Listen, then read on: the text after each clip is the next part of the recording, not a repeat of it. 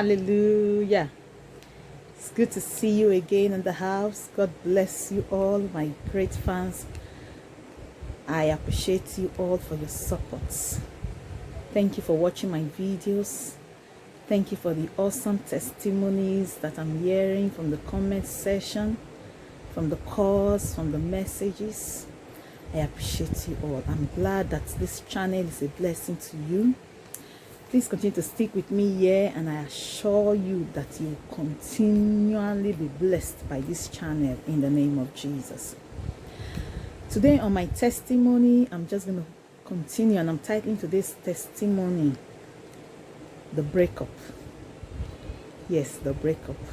Somebody's surprised to hear about breakup again. This lady, won't you stop having breakups? Well, another breakup. Yes. When I got to Abuja, before I left for Abuja, my husband today, was my fiancé then, knew about it, and we both agreed about the move, okay? And remember, if you have been following my story, my testimony, you remember that I had attended the marriage counseling class, and after that, we were still not married. And if you also followed me from when I talked about how I met my husband, I also said that we both agreed that he will process my documents before you come for the wedding.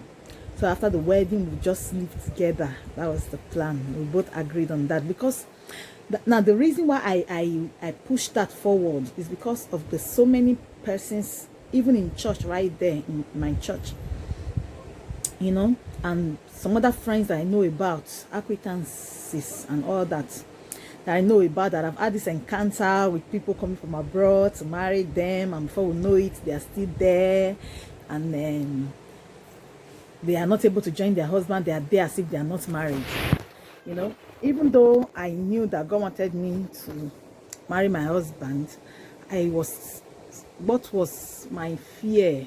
Yeah, let's say fear. We all have that little fear sometimes. What was my fear was, I don't want a situation whereby I'll marry and be far from my husband. I've waited so long. I can't afford to be married and then still look unmarried. You understand? So I wanted a situation whereby I'll be with my husband. So I insisted that everything should be ready before you come for the wedding. Now, a year after, everything was still not set. You know, sometimes when you put some conditions to things that you want, the devil holds you there. Yes, the devil will hold you there, because he knows that that is what you're looking for. He will go and stand and wait for you at that junction. It's just like here in Europe, some people say, I want to have money first before I marry. And then the money will never come. Why? Because the devil wants to delay their marriage. And then some of them will not be wise enough to change it quickly. No, great suitors will be coming their way. They will keep saying no. You know, it could be a man, it could be a woman. People that will be a blessing to you are coming to you for marriage, and you're saying no. Why are you saying no? Because you have already made an expectation in your mind that I want to build a house first for my family. I want to have some money first. I want to settle. I want to do this. I want to build a house. So many people have been doing that and are still doing that till date. And as believers, I think we should be wise when we make some decisions like that. We may have made it out of fear, out of the things that we saw around us happening, and then we decide to avoid it. It's okay to do that. But my advice, my candid advice, is that when the devil decides to hold you on that in that way, you have to find another way out. You understand what I'm saying? The devil decides to hold you on that way, you go the other way to disappoint him. Otherwise, he will just stop that thing in order to stop the real thing from happening. You understand? Shadi, when you have said, I won't marry until I have my documents, I won't marry until I build a house for my parents in Africa, or I achieve this, I achieve that before I think of marriage. The devil will hold that thing in order to hinder your marriage. Sometimes, not all the time. So you should be smart enough to know when the devil is holding you by your words, and then quickly change it so that you can overcome him. You understand what I'm saying? So when we said that, my husband too was very happy with that, because he too didn't want a situation whereby he'd be married and then the wife will be far away. Considering the fact that he's a pastor and he needs to run the ministry with his better half, his help and all that. And we both agreed on that. But 1 year after a relationship, and I'm somebody that do not like long courtship. I still don't like courtship. I still don't think that we should court for too long, because I think that that is the reason why so many people fall in sin. For me, 3 months courtship is just enough. And even though I didn't know my husband, we just only spoke online, on phone, and maybe through Skype, we communicated. I still didn't care, because I was very sure that this is my husband. You understand what I'm saying? So, and I didn't even care. I just didn't still want a long courtship, you know. I don't think long courtship is, you don't really know anybody until you are living with them. That is just the truth. No matter how you try, unless God just reveals them to you. If God gives you go ahead, just go ahead. That's it. So till date, I don't advise long courtship. I just, maximum 3 months is enough. If you are really led by God, just go ahead and marry. It will help you to avoid sin. Many people fall into sin because they are doing long courtship and all that. And so we had so many delays in the document, and I decided, I told my husband, as it is now, we have to just change that notion. You just have to come, let's do the wedding. Let's do the wedding, and then you go back and process the papers. My husband did not like that. He said, no. I can't marry you and leave you there. We agreed, and I'm not going to go back on that. I want you here with me. I can't marry and leave my wife behind, you know. And he's a very, I don't want to say stubborn, he's strong-willed. When he means to do something, he does it with all determination and seriousness. And he said no, that he can't leave me behind, and he wants to keep to that word. And I'm like, well, I'm the one saying, let's do it now. I should be the one complaining, but right now I'm the one saying, you come, let's do the wedding, and to go back and process my paper. I'll wait for you, and I'll pray along. I'm sure things will work out fast, because if the devil is using this to slow us down, then let's turn it the other way against him. You understand?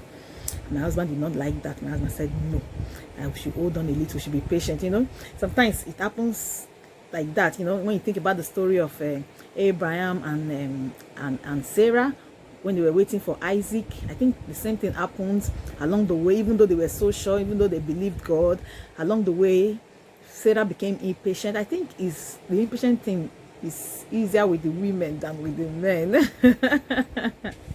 So sometimes when I think about it, I relate it to the story of Sarah and Abraham also. Sarah became so impatient, and she said, Hagar, my servant, my husband, you have to sleep with Hagar. You understand? And then that same solution she thought was a solution became a thorn on her flesh. All right, so I said, no, we have to do it this way. And because he was insisting and saying no, he wants to process everything before he comes, and I come with him immediately, I started suspecting and doubting him. So I was like, well, is there something this man is up to that I don't know? Do you plan to just tie me down, delay me like this? Haven't I waited enough? Or haven't I bear the shame enough? You know, I haven't gone through class, counseling and everything. How many years we are still here? Just come, let's do this thing, and let's at least know that I'm married, and then we'll be praying for God to perfect the rest. My husband said no, and I was not happy with him. I had to give him an ultimatum. I said between now and June. Yes, I said between now, I can't remember the exact time I was talking to him now, but I'm very sure it was a very short time. It wasn't so long, maximum 3 months intervals. Between now and June, if the document you're working on doesn't come and you don't come for the wedding, I'm going to call off this relationship. Yes, I said that. Somebody's surprised after the convictions and confirmations. I said that, and I met it because I was so angry about the delay, and I was so disappointed about the delay at that moment, at that point in time. So I told them I'm going to call it off. You understand? And and as the devil will have it, not God. The ultimatum time passed, and everything still wasn't set, and I cut him off. Yes, I cut him off. The breakup. That's the breakup. I cut him off, and every means that he made to get back to me, I refused it. I didn't pick his calls. I stopped picking his calls. I stopped taking his messages or replying his messages. I stopped answering him in every way that we normally reach each other. I stopped him. I said it's not serious.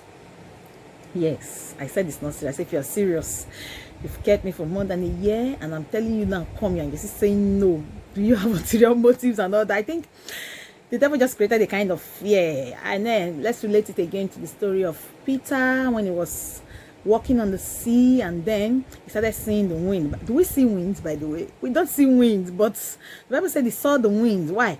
Because he forgot the eyes of faith and started walking by sight. You know, the Bible says we should walk by faith and not by sight, and that we should be led by the Spirit. We should walk according to the leading of the Spirit. Whenever we forget that, we lose sight of what God has in store for us. We lose sight of the miracle. We lose sight of what God is doing for us. So it happened to me. I've been there. So I lost sight of what God told me, of the confirmations and the convictions. I felt it was being too slow. God has given us a go ahead. Why should you be the one delaying us? Let's get this thing off, even if it means you coming. Because I was in Abuja, and by now I'd got a job, and I knew that because I'm not really the abroad crazy type. I'm not really desperate type when it comes to traveling out. I was comfortable with staying in Nigeria while my husband is here. I was comfortable. I had a job. I had an apartment. I felt I would be able to handle it. It won't be a big deal. Just let me marry, you understand? So I just didn't mind those convictions and assurances and confirmations anymore. I just wanted to be free. And I felt also that in the old world, it's not just one man that is tied to you. Yes, actually, in the old world, it's not one man that is tied to you. There is perfect will, there is permissive will, you understand? And there is a group of men from which you can marry as a lady. There is a group of women from which you can marry as a man. It's not just one person. So if that one person goes and that, then you end up, you know, you end up not marrying forever or in the wrong relationship forever. No, God did not do it that way. It's just like, let me explain it to the shapes. You have round shapes, square shapes, triangle shapes. Of course, it's not one each. There are so many, but God did it in a way that if you can choose from this category of men, you'll be okay. If you can choose from the category of women, you'll be okay. I don't know whether I'm making a point, making you understand what I'm saying. So I just got that notion. I was like, well, you're not the only one that God made for me. There are so many other men that can fit into your shoes. So if you're not ready, let me move on with my life. I can't stay here tied down to you, and nothing is happening, you understand? So that happened, and I cut him off. He did everything to get back to me. I did not mind him. He went through my parents. Unfortunately for him, I'm no more with my parents. I'm far away in Abuja, so nothing. And to an extent, my siblings, or my brothers also, and my mom in particular, they were not comfortable with the long waits. They were like, you've waited so long, you know, and the pressure was so much from different angles. You waited so long, and you shouldn't be waiting again now that you have found the person. People should marry. And I'm like, I've asked him to come, he refused to come, you know, this kind of talk. So as much as he tried to go through them, it didn't work, because they were like, even if we say yes and she says no, there's nothing we can do. You just have to go. Even my dad said the same thing. Even if she says yes and even if I say yes and she says no, there's nothing that will work. You just have to go and find a way to settle with her and get her back. He went through all the possible means I could go through. No way. He even had to go through past my pastor, daddy. He had to go through my pastor, Pastor Samuel Sagai. He came to Europe at the time, and he went for the program and saw him after the service and said, Daddy, look at what is that? Look at what I'm the Austin that Grace told you about, and all that. And Daddy was like, wow, you mean you're this serious and she broke up with you? Because when I broke up with him, I'm not even sure I told Daddy about it, because now I was in Abuja. I'm not even sure I told him about it. I was in Abuja, I was far away. I didn't tell him about it. So when Daddy came back from Europe, he called me and said, look at what I met Austin, and look at what he said. That guy is really serious. Why did you cut him off? I said, Daddy, it's not serious. It's not serious. Just let him go. Let him go. Let him go. Let him go. I have another person now. And really, I had another person. Somebody else came along the way. I met somebody else in the place I was working, and I decided to go ahead with that person. Surprise. Yes, I started another relationship. And I told Daddy straight. I said, Daddy, it's not serious. I've waited for him long, and it's not coming. It's not forthcoming. Let him just leave me alone. Daddy, don't worry about it. Daddy was like, no, Daddy was talking. I said, Daddy, just leave him alone. Just leave him out. Don't worry, I'll bring another person for you very soon. I was serious about it. I just wrote him off completely. I just locked him out completely. And I'm not going to talk about his own sides, but all the things he did to, with God and all the talk to make it work. In short, every time he used to say those ones were Abimelech, that they came to steal his wife. Says that a lot in church. Sometimes we'll get to talk about marriage and other things, you understand? So I started another relationship with this guy I met in Abuja at my place of work, and it did work out. We started so well, and I thought, this is it. I said, I'm not ready to play games, just as I always start on my relationship. I'm not ready to play games. You're not ready to marry, don't come. The guy said he's ready to marry, blah blah blah blah blah. But in the end, he was not ready to marry either. In short, maybe in the next video I'll tell you about him and tell you about how I finally reconciled with my husband. Did you reconcile? You know in the next video if we reconciled. Of course, if we did reconcile, I won't be married to him now. So I'll tell you how it happened. But at that moment of fear, like Peter, I started seeing the wind, I started seeing the circumstances. I took away my eyes from faith and from the word that God told me, from the convictions and confirmations, just because of the delay. Now, you may be going through some delays and you think that God's promises for you are no more true, that God has failed, or it's not going to come, or you start doubting. I think that's the word. You start doubting. Did God really say? That was what the serpent asked Eve. Did God really say you should not eat of this? There are times that we go through that and we start doubting whether God really spoke, whether this was really God. If this is really God, why is it going? Why is it rough? The fact that God said it does not mean that it may not go rough sometimes. But God said that even when it goes rough, it will be with you in that roughness. When you go through the fire, when you go through the waters, it will be with you. It will not drown you. It will not burn you. That is the assurance that God is with you and God is in charge of that thing. His word is true concerning that promise, that He really promised you and that He's really going to bring it to pass. So sometimes when we encounter storms on the way, when we encounter circumstances on the way that makes us want to doubt whether God really spoke, God spoke. Let's hold on to Him and not doubt. If you can just hold on to Him and not doubt, He will see Him come true for you. Yes, you may feel weak sometimes, but God is faithful. He comes back to strengthen us in our weaknesses. So long as we are close to Him, we are fellowshipping with Him, we are still with Him, He will come back and strengthen us in our weaknesses, and He will restore us back to that original plan. The only thing is that when we wave in faith, when we wave over God's promises, the Bible says in James that not wavering, being stable. If you are stable, you will move faster and quick, and everything will happen quickly for you. It may seem to be delaying, but you'll be faster. But when you wave, it brings more delay. Because when I waved and started another relationship, that was another walkover. I don't know, maybe during the time I was in a relationship, God would have made something happen for us, but maybe we would have kept quarreling and still have reasons to break up because of the delay. I don't know whether it would have happened faster, but I think my starting another relationship made the journey longer. But thank God I realized it on time and I came back again. Because even that guy that I started a relationship with was even worse. He claimed to be born again, but yes, he agreed not to sleep with me because I said no sex till marriage. He agreed not to sleep with me and he kept his words, but he was sleeping with other people. So some people are like that. They will agree with you. Oh, you're a virgin. You want to keep it like that? That's beautiful. I'll help you keep it to the wedding night. We'll do it together.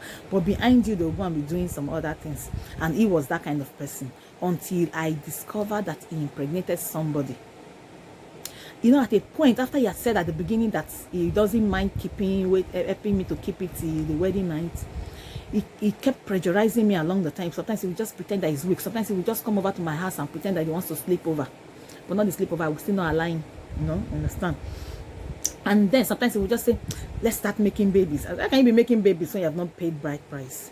He even took me to see his parents. Yes, I even brought him to see my parents. I took him to Benin to see my parents and said, this is the one. What about the other one? I said, he's delaying me too much. He's not ready. Let me just let him go. I took him to see my parents. He said he was serious. He wants to marry. He took me to see his parents too. And then while we were planning the wedding, yes, we got to plan wedding. We were close to it. When we were just planning and trying to fix date, something came up.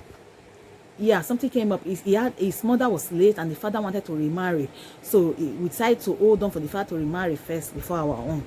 And just between that period of his father remarrying, because the father had already fixed a date before we came, you understand, just between that period of the father remarrying and us fixing the date, I got to hear that he impregnated another woman.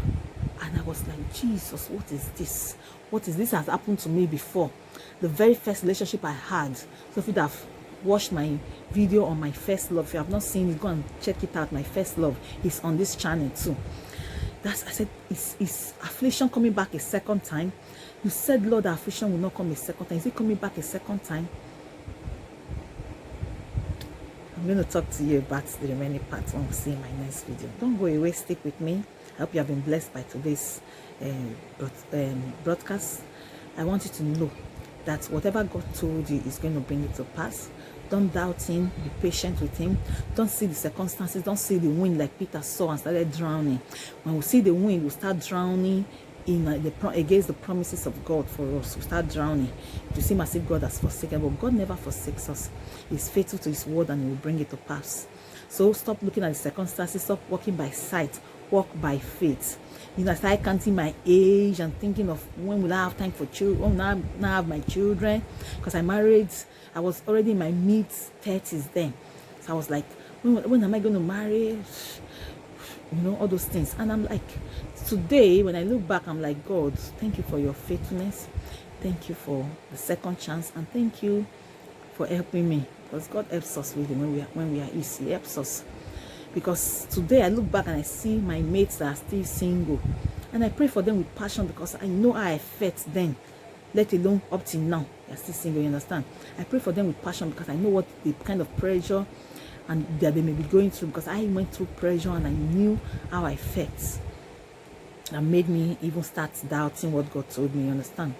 So, but thank God for God. He's a faithful God and he'll be faithful to you in Jesus' name. So stay blessed till I see you again in my same time next Thursday. Don't go away. I'll tell you how we reconciled and what happened to that relationship I started and how it all ended. Yes, the one I started in Abuja. See you in my next video. Stay blessed and keep having awesome testimonies in your walk with God. Ciao.